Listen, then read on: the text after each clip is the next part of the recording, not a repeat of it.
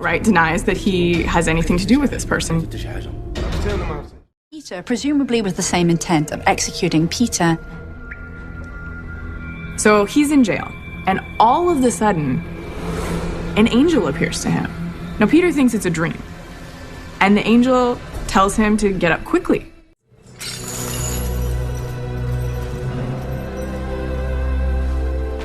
After his miraculous jailbreak in Jerusalem, Peter keeps a low profile. In one story, he's said to have cut off the ear of one of the men sent to arrest Jesus.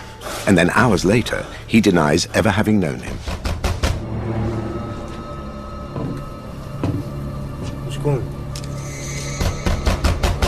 These men are the 12. Now I'm going to be an apostle too.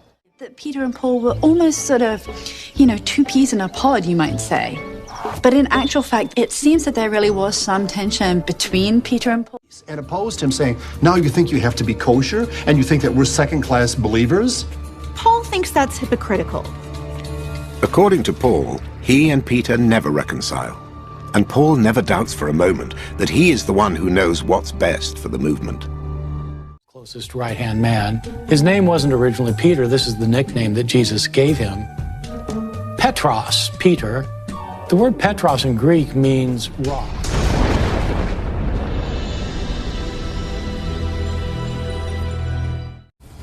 Jesus has... Good Friday for you. The apostles are locked up in a room, and they're in there out of fear. Of insurgency. The most important thing about the apostles is their name, the 12. Necessarily the 12 is actually 3 of the apostles. Peter, James and John, the sons of Zebedee. Jesus is always taking them aside for special instruction and special... But in fact, when you read about Peter's life, he seems like anything... Israelites from Egyptian slavery. Their current oppressors, who are the Romans. The current Roman governor was Pontius Pilate, and he's particularly Jesus was a nobody. For Pilate, the way Jesus and the apostles enter Jerusalem is a provocation. Pilate, without a doubt, on a horse.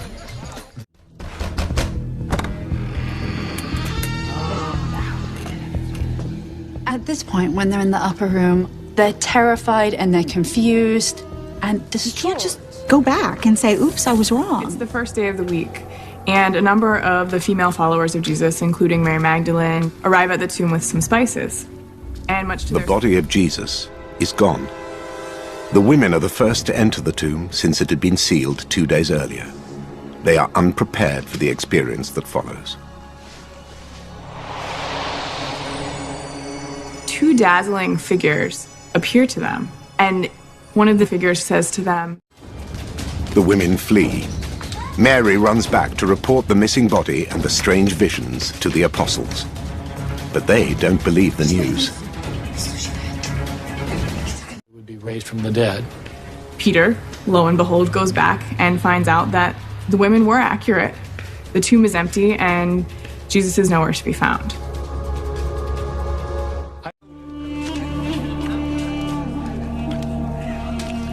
they start to see Jesus. Jesus appears to them.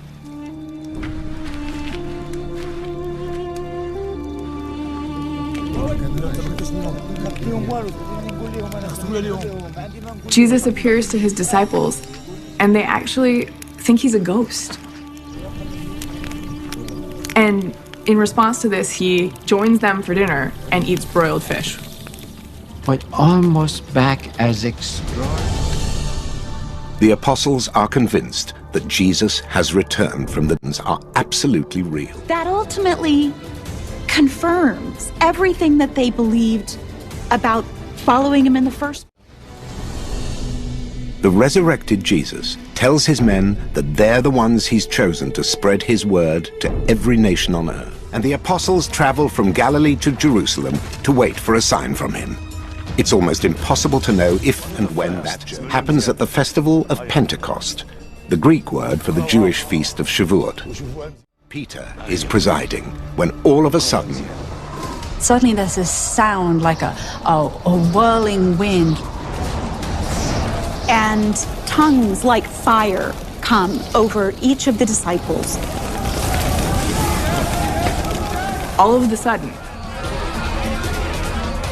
Now, we're not talking about speaking in tongues like you find in charismatic churches. We're talking This is the point at which they sort of graduate from being disciples into apostles, messengers of God. the term apostolos in Greek. They're in charge of spreading. But before they can conquer the world, they'll have to take on Palestine, one step at a time. This was a small kind of on to movement. somewhere else.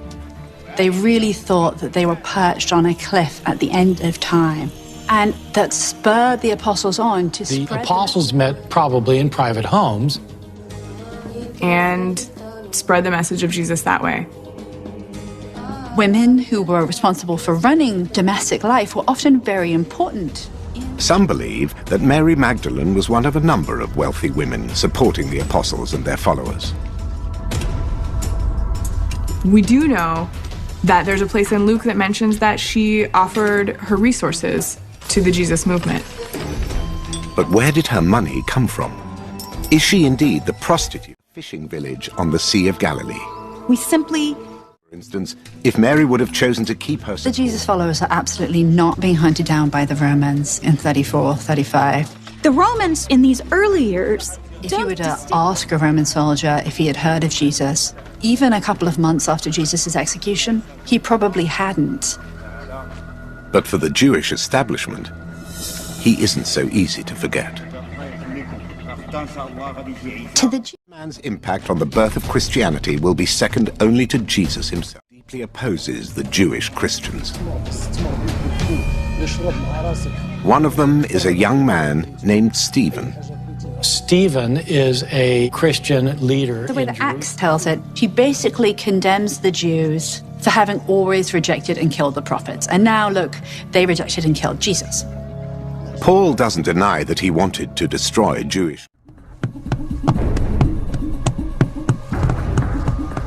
The Sanhedrin, the Jewish high court in Jerusalem, condemns Stephen to death for his subversive beliefs. It's the first Christian martyrdom, and it happens outside Jerusalem.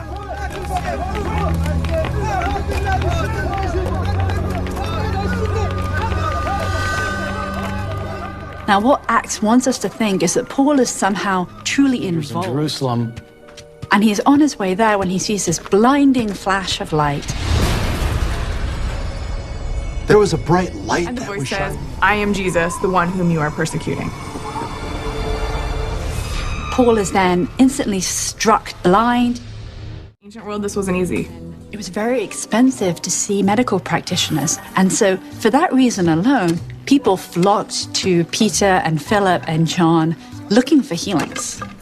The apostles are making some headway spreading their message among the Jews because they already worship the same God. But it's a different story with the Gentiles. Eventually, the followers of Jesus begin preaching not to Jews, but to Gentiles, to non-Jews.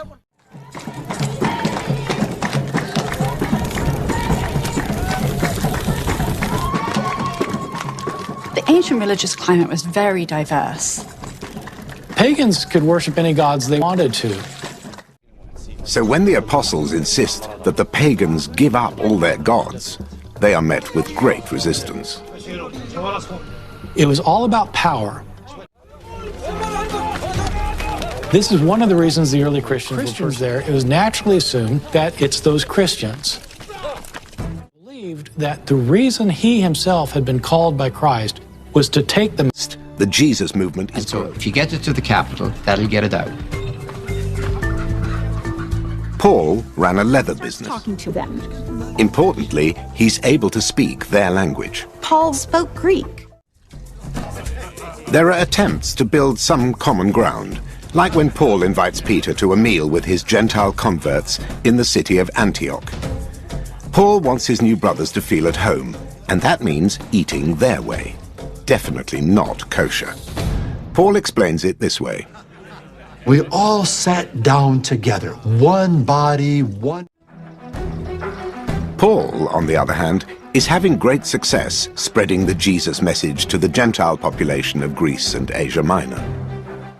As apostle to the Gentiles, Paul apparently thought that the message of salvation was not just for... And then Peter is caught by his brothers from Jerusalem. His crime is eating non-kosher with non-Jews. All dying together. The men from Jerusalem do not agree, and Peter sides with them. Leave my people alone.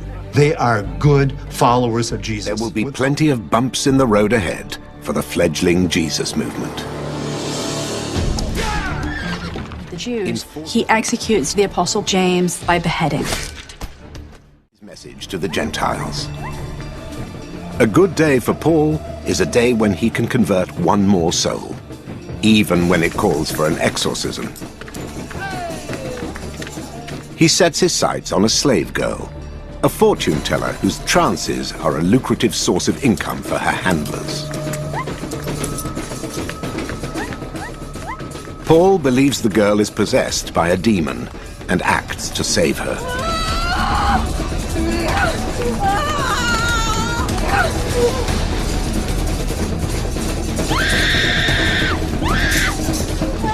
The girl's owners repay the favor by turning him in.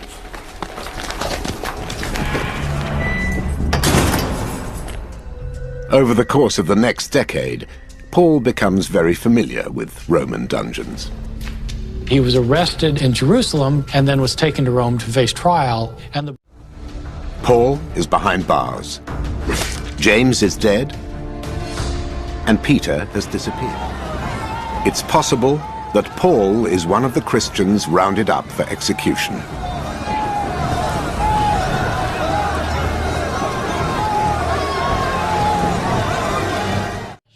Peter's death is also unique. Peter's crucified, but upside down. People think Peter's crucified upside Jesus.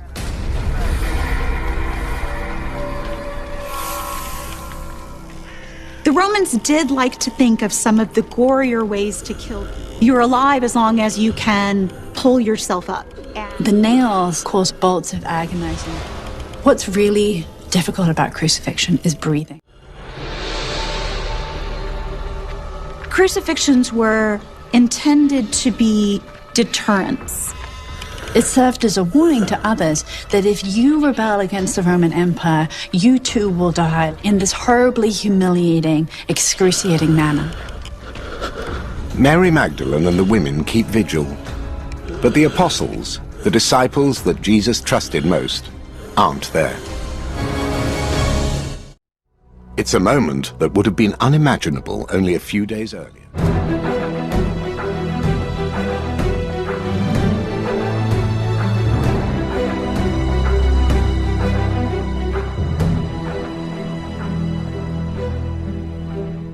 But before that can happen, they'll need the power.